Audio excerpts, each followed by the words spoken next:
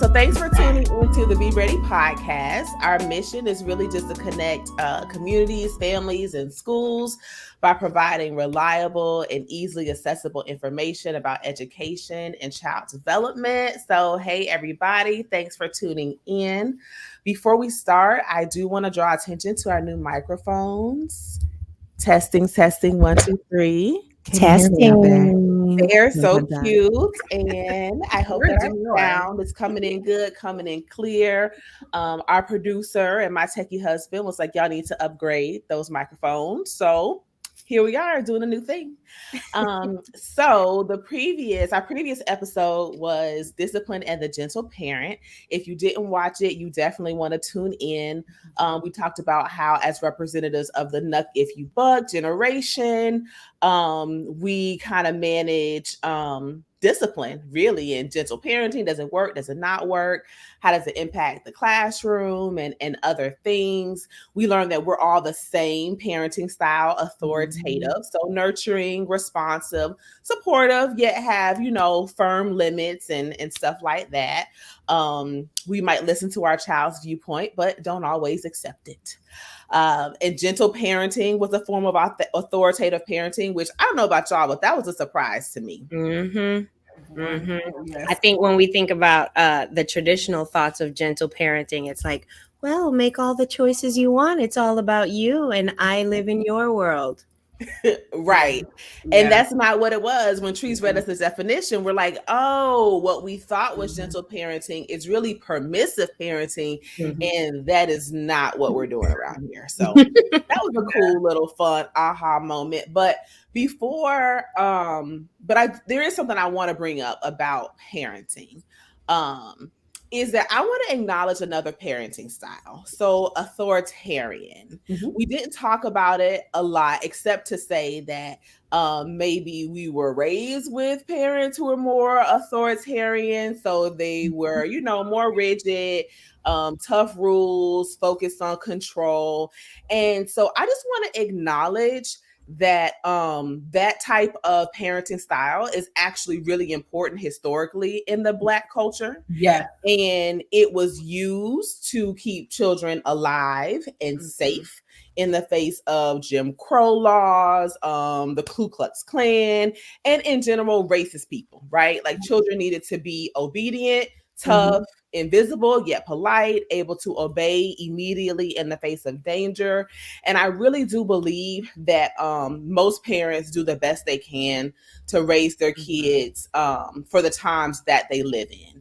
And so even as we're, as parenting styles may be evolving, I think we need to recognize and honor the role that authoritarian parenting style played in our community and our history. So I just wanted to say that as a takeaway before we started. Yes. 100%. Yeah, I agree.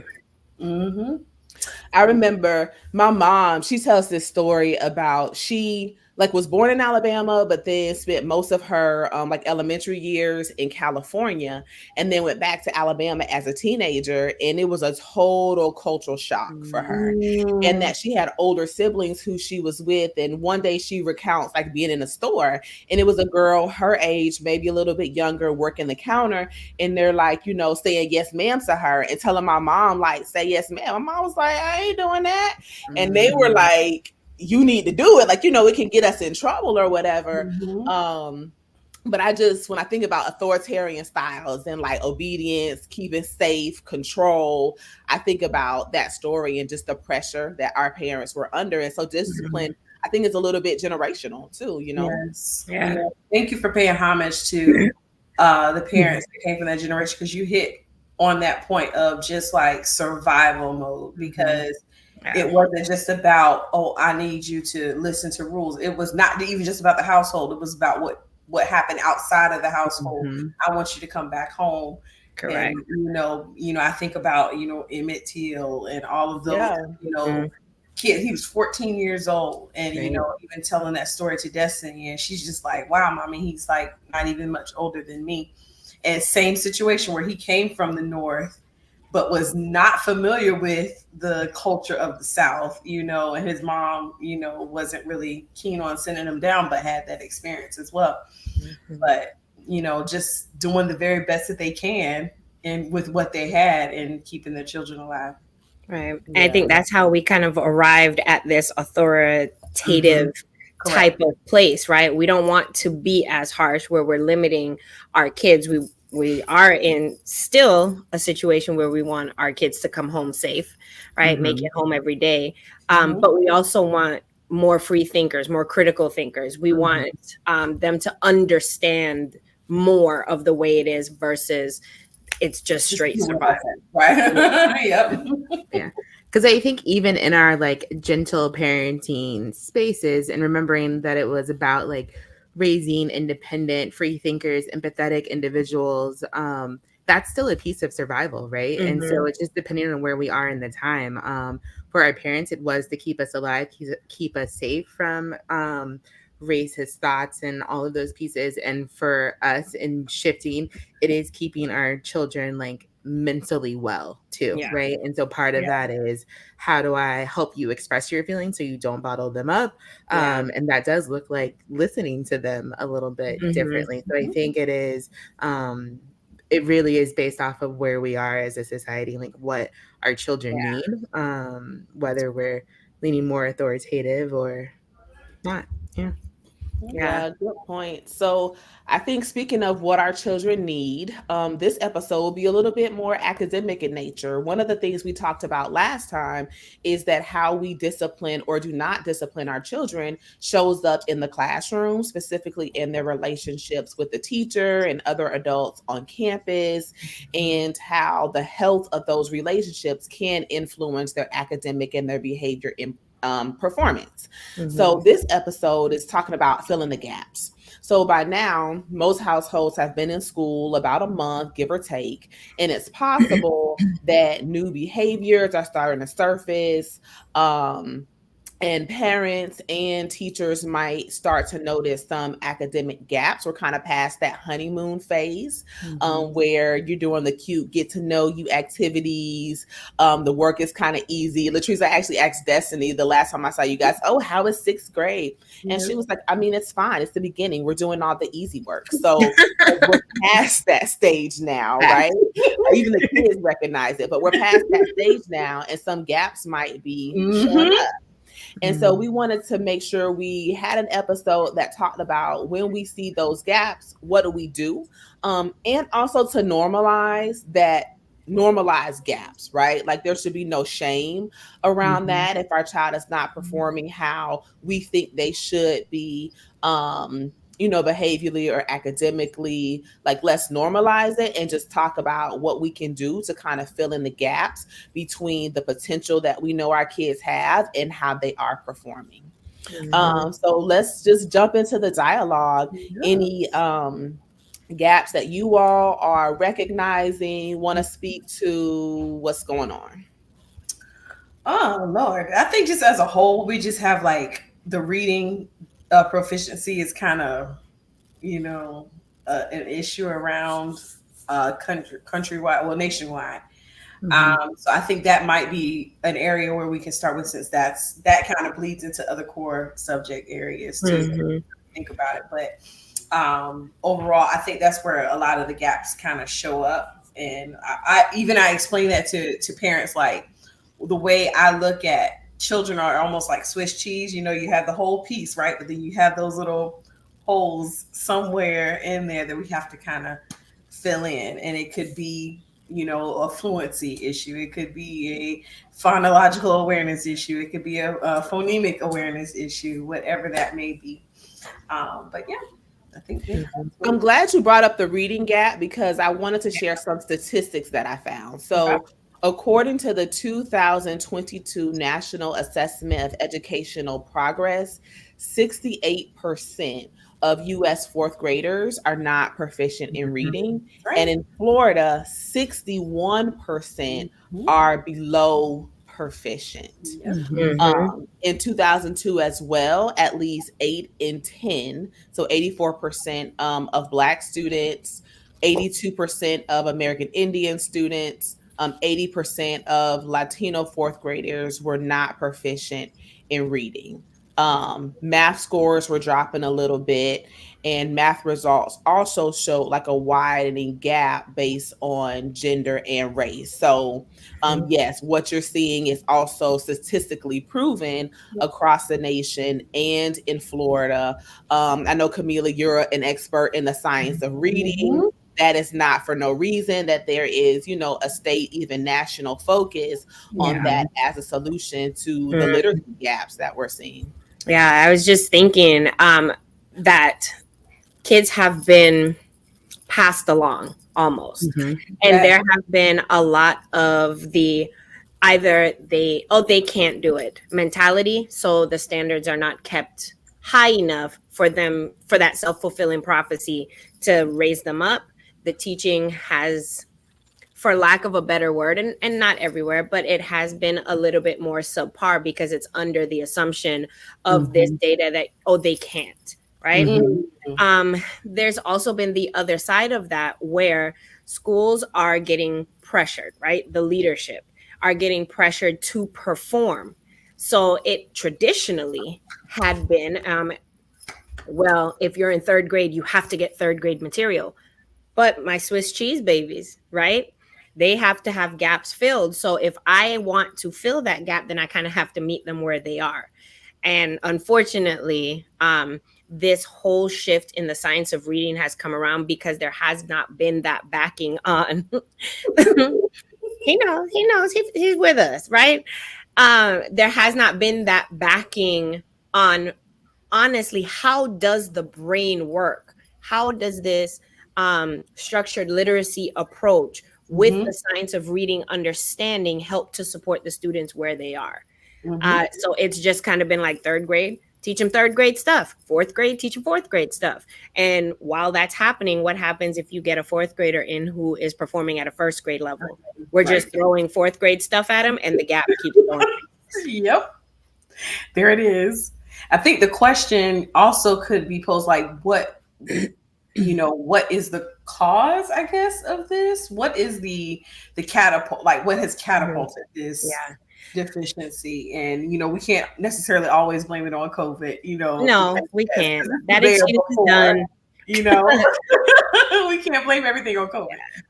But, I think that could be a good question to kind of, throw out there as to what would be the possible cause. So in Orange County, we've seen, as I'm sure in a lot of counties, right, there has been the testing grades. This is our focus. Right. So we forgot the foundational pieces. So when we're talking about the science of reading and how the reading rope works, the lower strand is all of the decoding, all of the phonemic awareness, the phonological awareness, all the pieces that have to be there to lower the cognitive load when they get to comprehension. Correct. If we're talking K2, it's I'm learning to read. Yep. The shift happens in third grade up is now I'm reading to learn. However, if I didn't learn to read to begin with, now my brain has to be filled with everything all at once.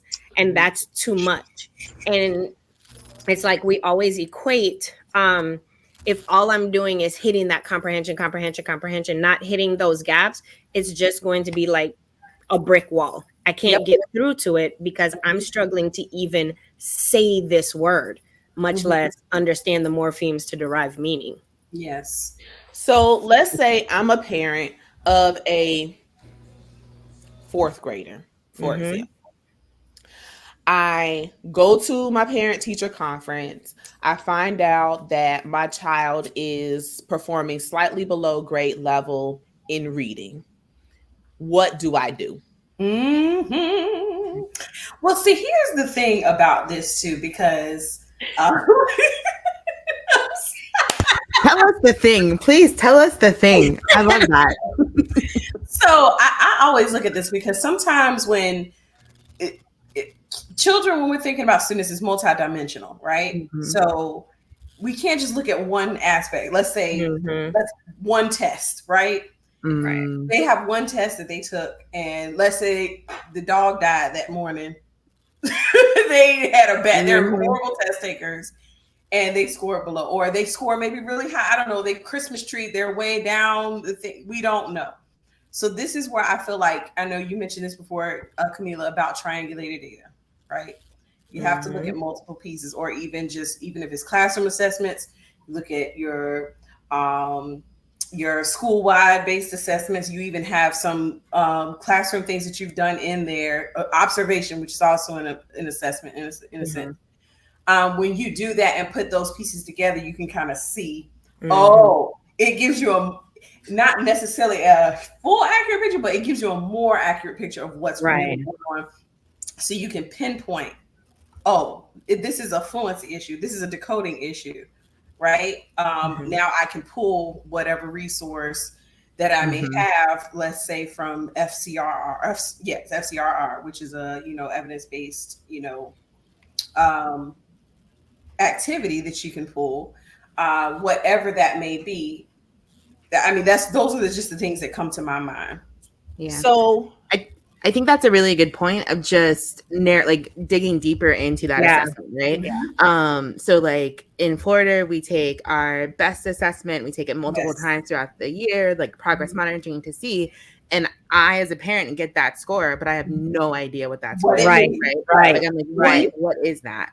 And so because I do have access to certain things, I'm able to like look at the Florida Department of Education and kind of get more information on that score, which all parents can do. Like, it's public information. You can go in and say, hey, what is my level 2? Like, look at your student score. Right. But now that gives you something to like have a conversation with the teacher about, right? Because now you're able to say like, okay, so maybe I was a level 2, which means I'm below my grade level, but how far am I away from being on level, right? And what are the pieces that my child needs in order to get on level? I think because it is like intimidating, it is this bigger thing, and that's something that we talk about all the time.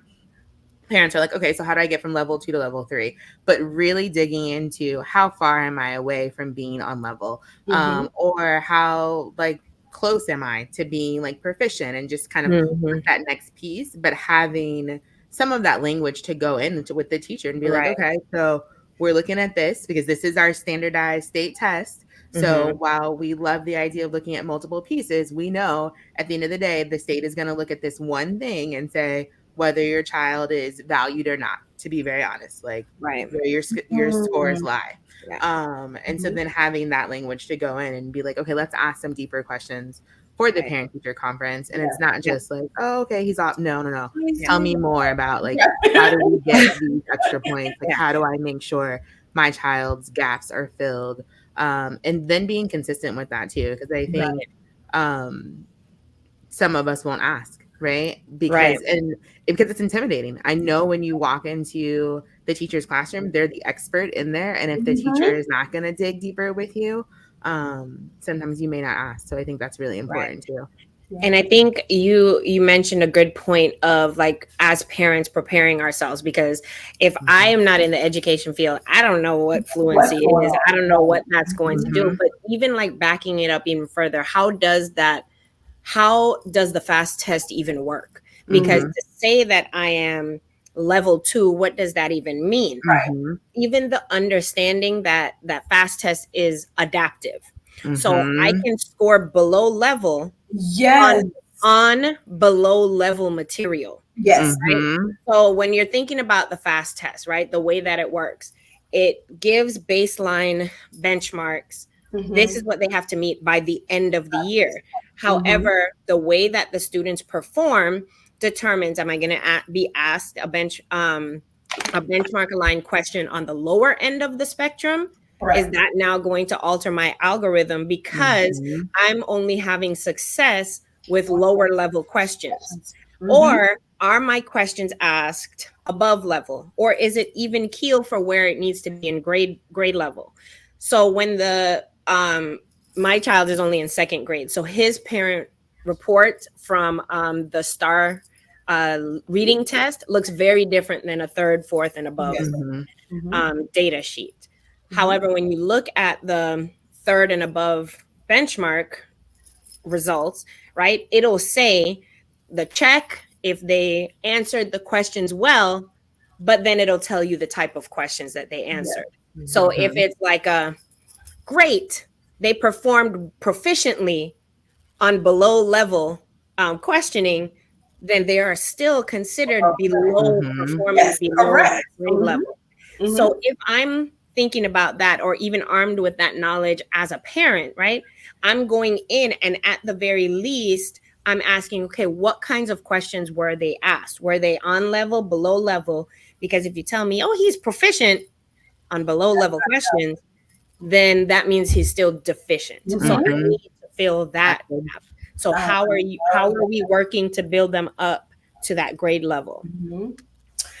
Yeah, that's a good question too about that, Camila, because you just even, of course, the parents knowing what types of questions to ask, because they don't know. For one, as the teacher, the teacher is the expert, but also if the teacher is well versed in to be able to explain that also to the parent, right? And having that support from admin or whomever, teacher has to be able to also recognize what they don't know and not being afraid to ask, speak up for help. Hey, how do I explain this to parents? If because we know that, we do have some teachers that may not be well versed in that particular area. Absolutely. And not have come in with a reading endorsement or study the science of reading and knowing all that kind of stuff. But they still are expected to meet these goals and things like that. But, just learning about that is really, really key. And there's grace in all areas from both sides. You understand that is needed from both sides, saying, okay, well, hey, if I don't know it, I'm gonna get the answer. Right. Yes, go ahead. Yeah, but then I feel like that's also a nod back to what Jania mentioned. Also, like a parent having to accept what this is, right? It's nothing against your child. There's nothing wrong with them. This just may be where they're performing. And that could be above where they were before. That could have shown growth. So we just need to continue that growth. So it's about how we're framing it. It's about parents lowering their walls as a parent and not taking offense to it. If your child is dyslexic, it's okay. They learn in a different way. There's nothing wrong with them. It's not a disability. Something's not wrong with them. But I, as a parent now, have to be willing to receive that information and say, okay, all right, something's wrong here. Maybe I need to build up my content knowledge a little bit, understanding. Maybe I need to be more in contact with my teacher. Or my child's teacher, so that we can have more open dialogue, because at the end of the day, the goal for everyone is that student's growth and proficiency. 100%. Yeah. So what I'm hearing from like a teacher perspective is provide more than one data source about how a child is performing, right? Correct. Maybe have some of the things that are the work that's happening in the classroom, have the state assessment to provide a full picture of what the child is doing instead of just what's happening on one day, Right. 1 hour of one day. Right. But then on the parent side, ask, okay, if my child is proficient, are they proficient on grade level material? And then not being afraid to ask the teacher, like, what do those acronyms mean? Like, teachers are notorious. On this very episode, like I tried to put on my parent brain, and as you all were talking, I'm like, people don't know what that means, right? So just not being afraid to ask, what does that mean? What does that mean? What is that acronym? Just going in there confident. Like the teacher may be the expert in the classroom, but we're the experts on our kids. Going in there, confident and open and, willing to be vulnerable and ask those questions to gain understanding, I think is important. I think something else too that helps to arm everybody. But as you mentioned, the teacher as the expert, right? Building the content knowledge if you don't have it, right? So if you are struggling with reading and understanding the data, you gotta make sure that you are good with it. You have to, you reach out for the supports. You got to be a self-starter in that, in some sense, so that you can build that, because you are looked at as an expert, and you have to be open to receive feedback. I would tell you, like, this past week has been very rough, specifically with my child, right? They just finished testing with their STAR reading test, and he is above, like, he tested like to reading at the almost the end of the third grade reading level at second grade. However, the homework, the extra practice that the teacher is sending home, I'm seeing regression already in what he's doing, and confusion, right? She's been teaching for a very long time. She's a really nice lady, but she's been teaching for a long time, and her worksheets are dated from whenever she started doing that. Right? So, for example, and I watched him struggle, and I've never had to say, we're not doing homework. You're not doing this. I cannot, because that is doing more harm. He struggled to pronounce a general word that he has seen and read many times independently. But the way that the homework, the idea of the old school spelling test, just rote memorization, first of all, goes against the science of reading. But also, the worksheet is mixing concepts. So they were working on like the long A sound being made by vowel teams, two vowels put together. But the way she was trying to get them to practice it was showing pictures that represent each letter of the word in the word. So the word is snail. So it was like sun, nail, igloo, leaf. And he got the beginning of those sounds. He could spell the word, but then he had to blend it together. And he was like, snail. I'm stuck on the igloo. I'm confused because that doesn't make sense. Right. It's written on the paper because he used those initial sounds to encode it, and it's written on the paper. And he was having trouble reading it, and I was like, oh my God, this just completely threw him off because of the method that was being used. And I get it, it's being creative, but it is completely throwing him off. I took the paper away and gave him a text and wrote the sentence with the word snail in it, and he read it beautifully. And I said, now look at this word. He was like, oh, snail. I was like, right? So being me, and I tried not to blend the line between parent and educator, because I want the teacher to feel like she's the teacher, like she's in charge. But this was really a detriment. Don't do the face. I try. Like, I hear you and I respect that. I really do. But I also think about how, like, out of that class of 24, you're probably the only one that's a parent educator, and maybe there's more, right? And so if she's doing that for other kids, like, yes, your child got it, but now the other one didn't. And so, like, part of my responsibility as being an educator is to be like, hey, this didn't work for my child. I have a feeling that it may not work for other children either. And, like, let me help you. I understand what you're saying, but also so this is where, like, that was the end of the line for me, because I was like, okay, I've tried to say it before. She asked me to trust her process. I trusted it for a second. But, like, these are the things that were coming home, and this was a waste of time. But she tied rewards to it. So Lucas wanted to do it. He had to do it.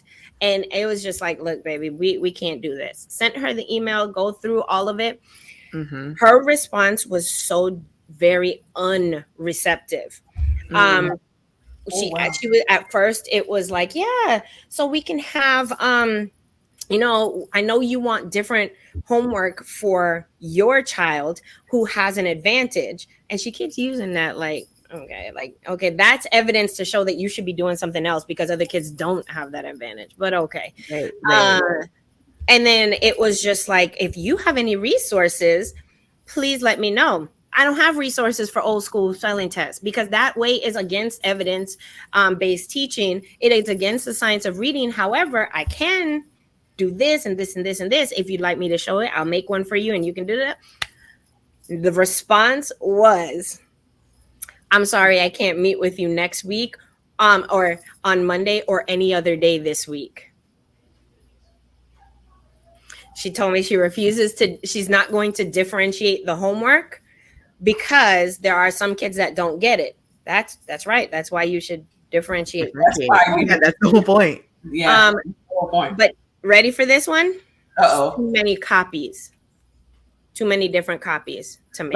Let's stop right there. Let's end the show because I'm no. I know she's not available, but I'm just wondering if the principal has any time. So the principal is the next step. Again, I tried because when I go to schools, like I am part of the team that goes in and is like, yes, great, yes, great, and I don't want it to be like I'm lording over her classroom. But now she has my child in there. Yeah. And if this is happening for my child, it's happening for everybody else. Right. And she has a class full of readers, so it's like, this is going to hold them back. Yeah, it's unacceptable. Long story short, like, she's just very unreceptive to the things that she does not know and doesn't want to learn anything else. So I say that to say, teachers, you need to be receptive. Teachers should be eternal students, right? Education is there's so much new evidence, so much new research. You're going to have different kids every year. So what you did in 1922 doesn't work in 2024.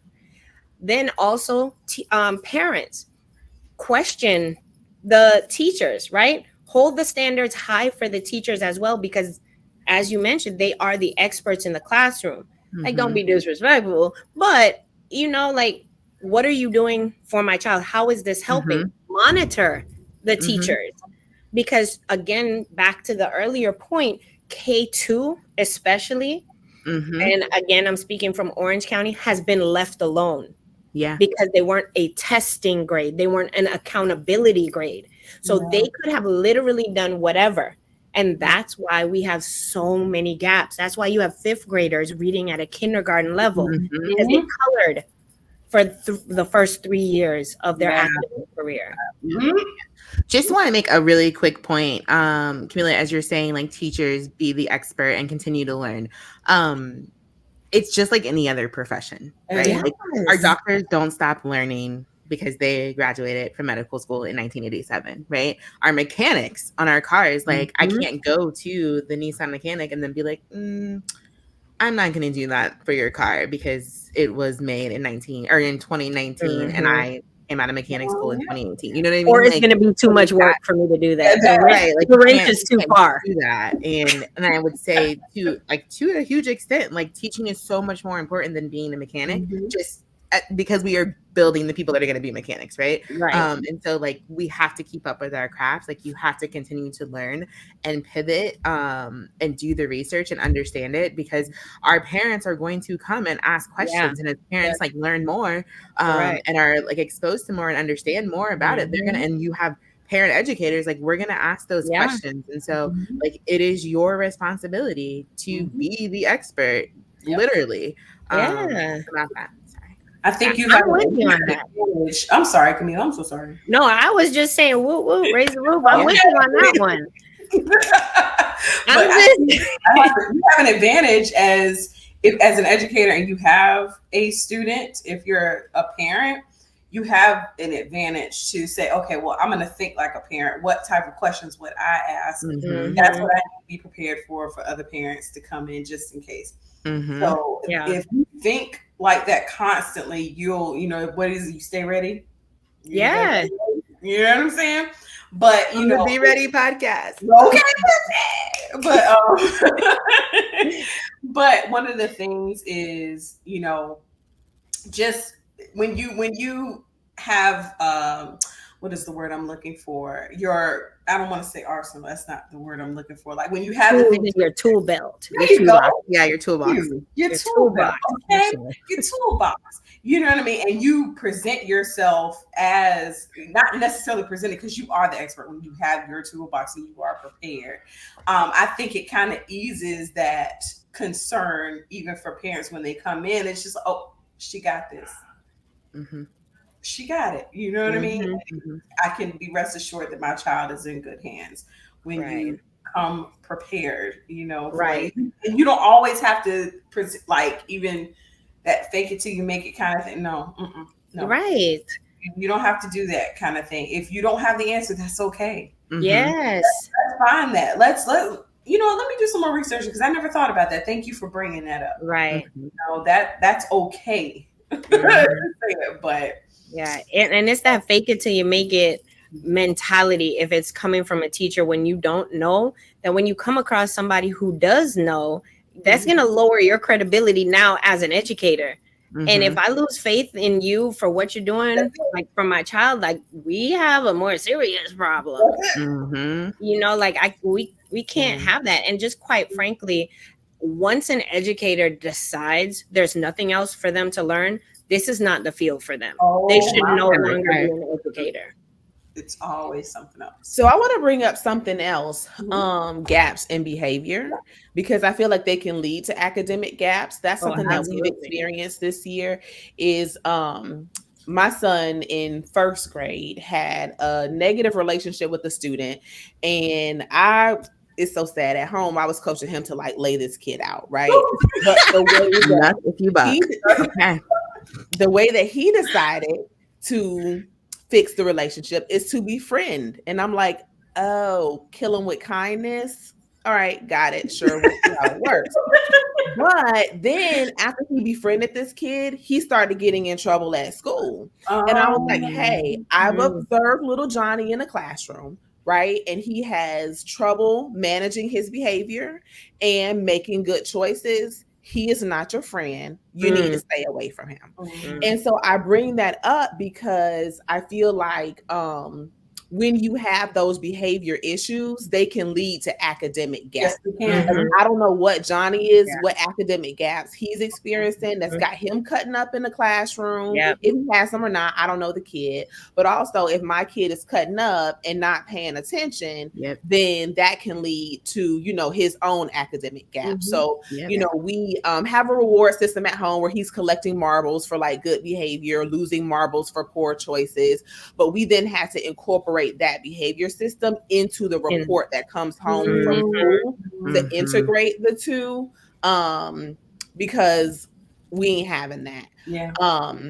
So that's one thing I wanted to say, but also just to speak to like parents who don't feel equipped to study up on the gaps that their kids might be experiencing. Like I remember in high school, had an issue with one of the math classes, algebra, geometry, something like that. My mom couldn't study up on it and help me, but she got me a tutor. So that's where I wanted to, you know, shift the conversation.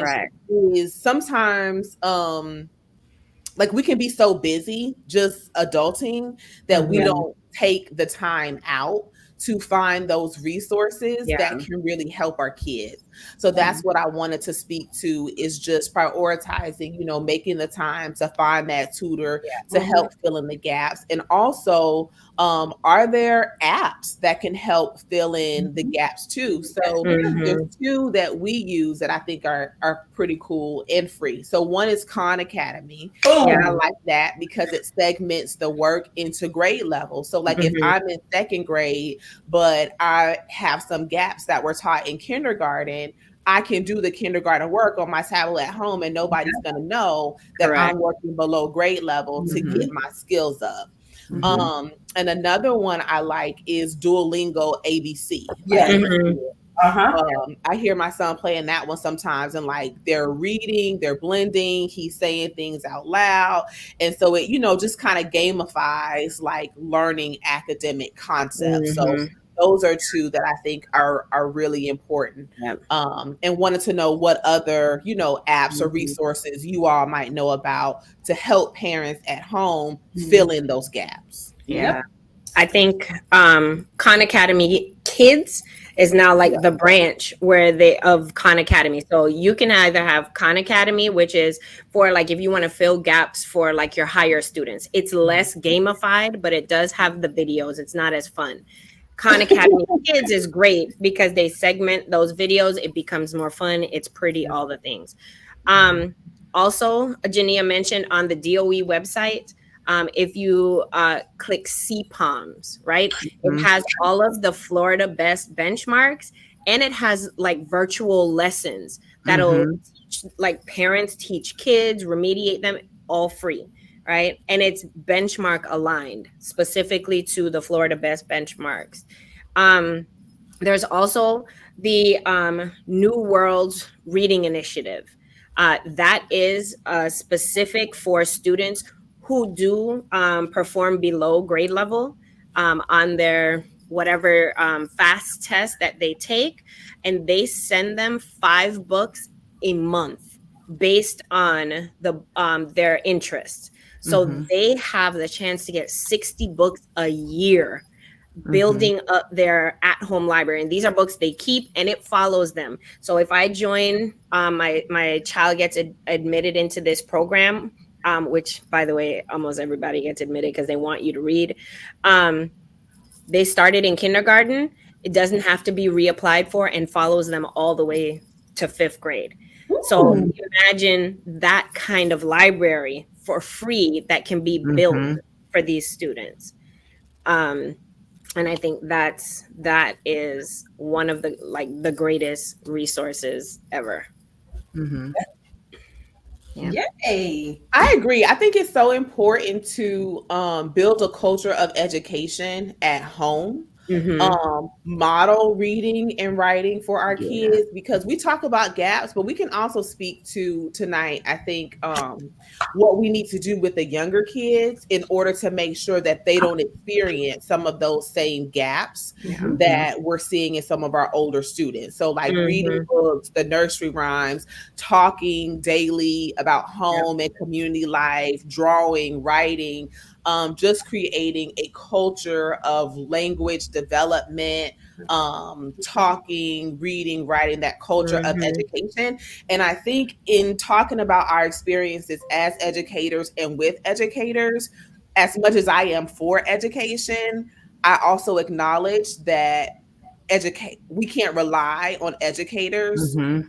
Right. to do it, That's very true. to No. help our kids Mhm. fill the gap. And honestly, living in Florida, the way politics are, to even teach them Mm-hmm. curriculum that is, research Culture based. based, Yes. best Mhm. practices, Mm-hmm. um, and then not to even mention all of the historical aspects that Right. are getting Mhm. misrepresented in classrooms. Mm-hmm. That's why I think like our podcast is so important, Yes. because we got to take control of this thing. We Come on Yeah. now. cannot rely Yes. on the Mhm. education Yeah. system to do it for us. And I feel Mhm. like our ancestors understood that, but we might Mhm. be a little bit complacent these days. Woo. Mhm. And it's time to take it up a notch. Yeah. Hello. We Yeah, I gotta was be just gonna say ready that. I was like, our when. ancestors didn't do that, right? Like our ancestors like created schools and like Come educated on. their children, right? Yes. And we have become really reliant on that. And so I think that's a huge point of understanding that like Mhm. my children are still my children. And so I Mhm. still have a huge responsibility to Yes. teach them, to educate them, to make sure that they're able to go out into society. And that looks like us having conversations. I mean, I remember, and even now with Austin, but when Adrian was really little and we would go places and he would talk to adults, they'd be like, oh my gosh, she's so well spoken. And I just like heard all of like the racial undertones, but Right. also like I speak to my children. Like we Yeah. Right. talk and they watch They're like little people. me and their dad interact and like have conversations. And Mhm. I'm not like dumbing things down. And well, he'll ask, like, what does this mean? Or those gonna, and like it's so Yeah. it's us having those conversations, and continuing to talk to our kids. Like there's Mm-hmm. so many electronics in those pieces, and Yes. even if that is the conversation, but like making sure you're having rich conversations with your children, and they don't have to be super extensive, but they're so important for them to be able to like build some of that knowledge as well. Mm-hmm. Like we have to talk to them and we have to like do our part in this as parents for sure. Yeah. Yes. Mm-hmm. I 100% agree. I Yeah. did want to say something about behavior because you said something to Sean earlier about it. And so, in my experience, sometimes the behavior is a result of the academic gap. Academic. Yeah, I agree. Say that. So, Mm-hmm. and I think that's really important for parents, but also for educators to understand that most children, really humans, want to be liked They want to please the people that are around them. Mhm. There's lots of research about that, right? Like kids don't wake up and go, oh, today I'm going to tear up Dr. Chapman's classroom. Like that's not how that works. Maybe if I don't like Dr. Chapman. But that's not typically how that works. And so when you are seeing a student that has those behavior issues, like it's always really great to go back and say like, hey, what's going on with them academically? I have students that are in some classes are tearing it up. And it's like, well, because they don't understand what's going on. And our teacher hasn't stopped to like build relationship with them. Yeah. So now all they know is like, I can distract everybody else and cause an issue for everyone else. And then now those kids will have like learning gaps too. So I think that's just a point as we're looking at the data, but also like watching like child behaviors. Hey, there may be something here that's like a piece of that. That really scares me. Like, I know we're trying to like keep this podcast to 45 minutes, and so we need to wrap it up. This one might be a little longer. One of the things I did for my master's thesis was create this like reading and empowerment program for Black kids who had not passed the standardized test the year before. And so they came in the room, we were doing readers theater, which for those who don't know is you get like a short play. You might get a few minutes to like preview it, but then you have to like bring it to life on stage, right? So almost like an improv, but you're reading. So lots of skills that go into being able to do that. And they were killing it. Okay. They were doing so well. And so I was talking to them like, hey, like, how come y'all can do everything that I'm throwing at you in here, but like you didn't pass this assessment and everybody who comes in is shocked about what you're doing and your performance in your other classes is subpar. And I'm like, oh, Miss Sims, we can read. We just don't like that. We don't like what they're asking us to read. So what just scared me about that is what I said before about the way that our curriculum is being attacked. Yeah. And they are taking out things that will actually engage students, particularly students of color. And so I'm like, dang. Like, I don't want any more of I actually have the skill, but I'm not going to do it because I don't like the way you're asking me. Correct. You know? So it just makes me think about, the role of us, like with this podcast and, with the consulting that we do, like how we can work more with families and communities and what does advocacy look like? Because it's not okay. Yeah. I think that also comes with, and I feel like it just comes back to this so much, like the competency and the strong content knowledge behind the teacher, because I can still teach you all the things that I need to, benchmark aligned, all the things. And it doesn't have to just be confined to this curriculum, right? The way that it is. I can read a book like anybody else, but do I just want to go at it like this? This is not what my kids are interested in. It's boring for me. Like, but if I'm not equipped well enough with the content knowledge to be able to understand how I can take this curriculum, which is just a resource. It is not the Bible. It is not etched in stone, right? And then take it and make it interesting and fun for my kids, then we are going to have to be back to, this is what it says, this regimented, etched in stone curriculum idea. Follow this and not deviating. Yep. Yeah. But I think about how do you even know what your kids like or don't like, right? So I think it's two-part of like, I've got to be a content like expert. I've got to know it, and I've got to be able to understand that this is going to be boring. But I also have to know my students. Absolutely. I have to know, and I'm going to say it every podcast, that it's relationship. I mean, if I don't know it, I can't teach it. But if I don't know my students, I can't teach to what they need either. Right? So I can't like engage them on a level of like, hey, I understand this is boring, but we got to learn it. And then they trust me to be able to learn it. And the same piece with like families as well. Like I know we talk a lot about like family engagement and making sure parents are coming in the classroom and parent teacher conferences, but it's the same thing, like the opposite for educators as well. Like you have to know your students, the community that you're serving. Like you got to know it so that then you're able to merge those two things. And those are always like the best teachers, the ones that understand absolutely the community that they're in, but also are like experts in that content. Yeah, absolutely. And it just goes back to like, right, the African proverb, it takes a village. And we're trying to raise this child. A teacher can't do it by themselves. A parent can't do that educating and all that by themselves. But when we can, you know, triangulate between the school and home, the parents, and everybody can work together to really be able to nurture this child, you know, and it's the same. I would read up extra or go to these different professional developments to get my content down. I'm going to take the extra time. I'm going to go to maybe their games, right? We're going to talk about all of the things that they like. When we have open house, I'm also going to reach out to their parents like, hey, do you mind if like I text you, or like we can use this Google number type of thing? And I'm just going to drop a little thing in there. Hey, your kid was phenomenal today. So that they're not only hearing from me during the parent teacher conference, if they show up, and they're not only hearing from me if this child is misbehaving. So it's everybody has to be able to work together, but it has to start with the mindsets of the teachers, mindsets of the parents, and then that working together in the right way helps to shift the mindsets of our kids. I agree. Mic drop. Okay. We have mics now, so we could drop them. Okay. We can drop them gently. Yeah, Mic gently placed.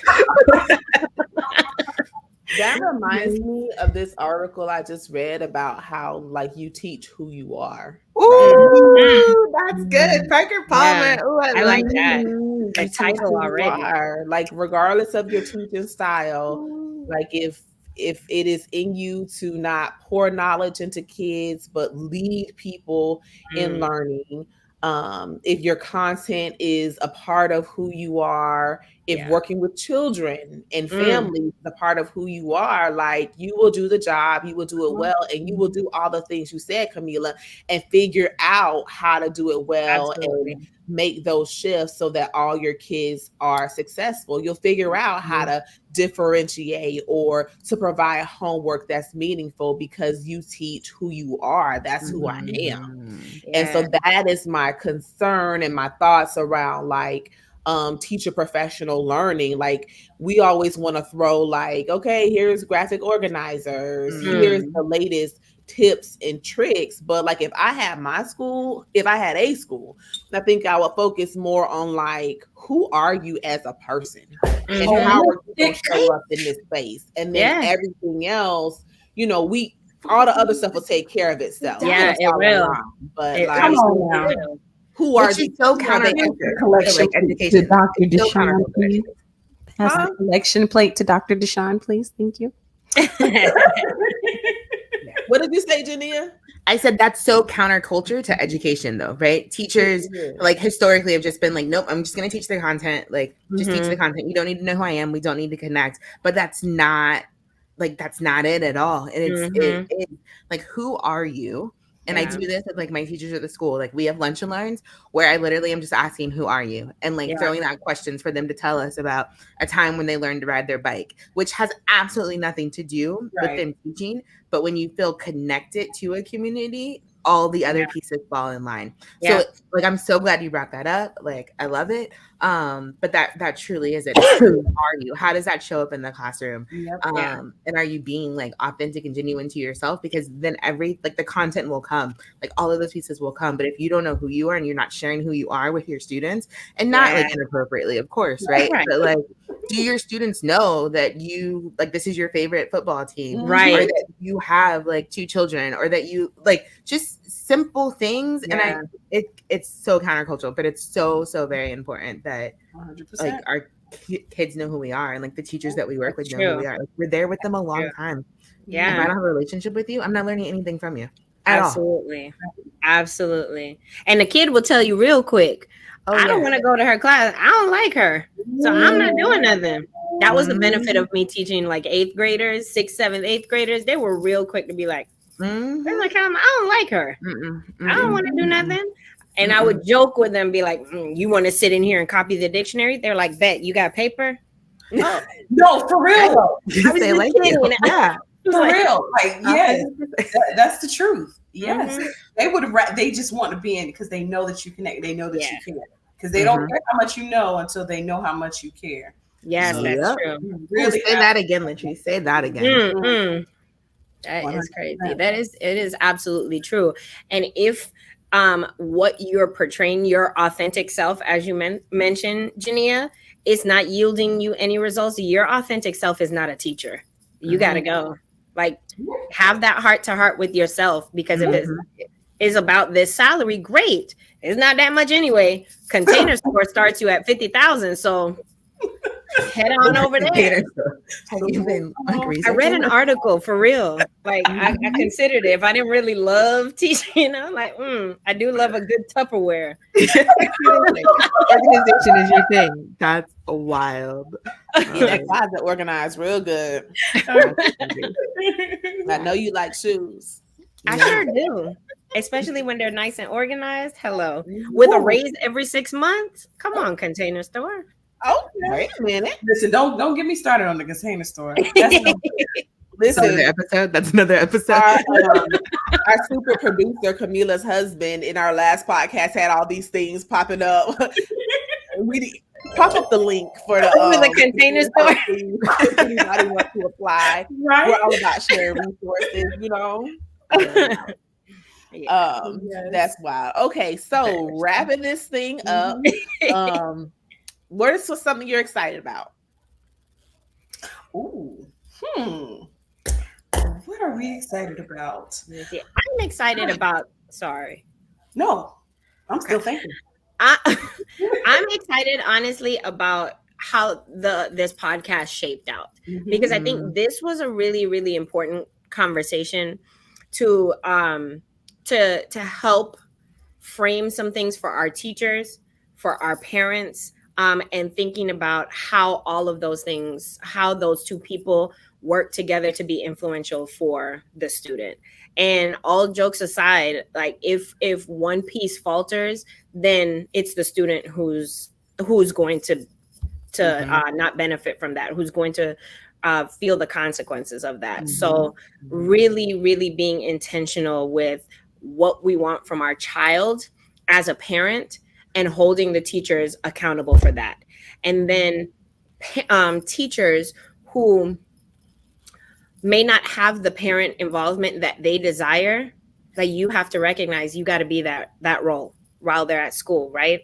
You have to nurture them. You have to care for them. You have to do what you need to do to make those academics happen. Because, and I think, Jania, you mentioned this in one of our past podcasts, if their social needs are not met first, there's no learning that's going to happen. None whatsoever, no matter how hard you try, because those basic needs are not met first.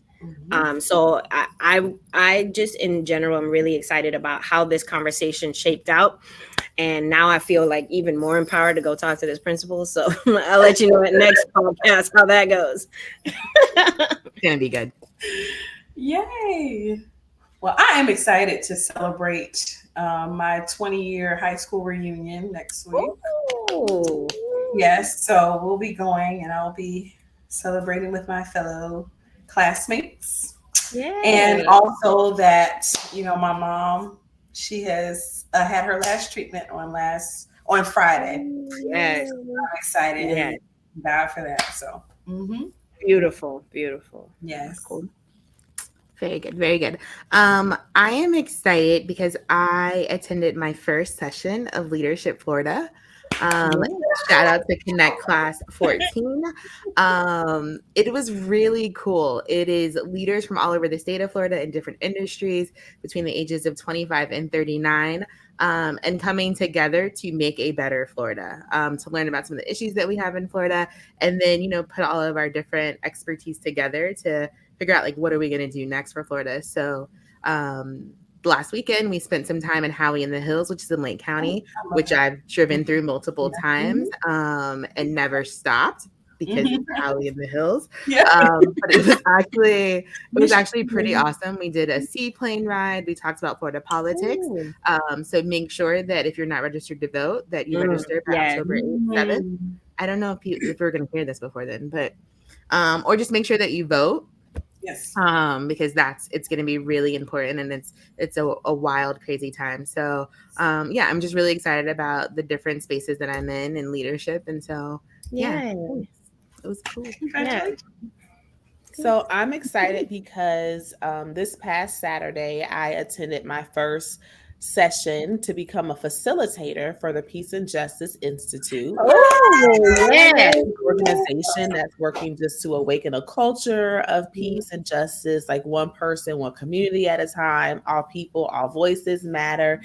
And it's just something that really fills my bucket. I work in community engagement and I enjoy my job. I enjoy the relationship building, but it's a little bit further away from education than I'm used to. So this is an opportunity to be a facilitator, educator. And I am super hype about it. It's a little bit of like healing for me, just kind of thinking about different, because you deal with all kinds of intersectionalities. And so just thinking about like my own self, and then working with people to think through, that for themselves and consider how they show up in spaces and build relationships with people and all of that. So I'm super happy, and it just like, it's something that fills my bucket. So I'm excited about it. Yes, that's exciting. I'm so excited for you. That podcast comes out. Janie is a facilitator already. So. Yay! We're going to facilitate a peace and justice session on the podcast. I love it. Yes, absolutely. Ooh, we should. Yeah. We absolutely should.